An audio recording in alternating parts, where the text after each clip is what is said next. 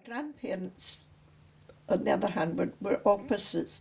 My grandma, Richmond, was, as I said, a tiny woman, about 5 foot, and a very thin woman. And she used to wear her hair up in what we call a bun up on the top of her head. And my grandfather was such a tall man. During the war, he was designated as a giant, so as he could get extra clothing coupons because he needed the extra to get his clothes. And he was a redhead. He was a redhead, and very broad, very big man.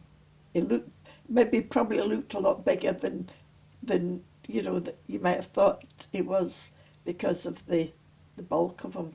I remember after he died at our home in Houselwood, and he was downstairs in the room downstairs, and the doctor had come in, and he was talking to my father at the side of the bed, and they had the blanket down, and my grandpa's chest was there, and I was coming down the stair, and the doctor said to my father, he says, that man could give me so many years, he says, that I'd give anything to have the body he has. But how he died, he had been working in Mant. Mant had a store, and she had a big metal, she sold furniture and stuff, and she had this great big metal scale, and my grandfather was lifting something, and he tripped over something and fell and hit his head on this scale, and he took a stroke from it, and it was all down to one side of his body. And the family wanted to put him in hospital, but he wouldn't go, and the ambulance went 3 times in the one day to try and take him to hospital, and he wouldn't go. And my mother had phoned my father at work, left a message for him to come to my grandfather's. And when my father went in, he says to my father, I've been waiting for you. He says, you've taken your time at getting here. He says, get me out of here. And my father went and got a taxi and brought my grandfather home to our house. And they lived with us for about 9 months before he died. And he couldn't really walk right because of his stroke now. And when he was living with us, and he was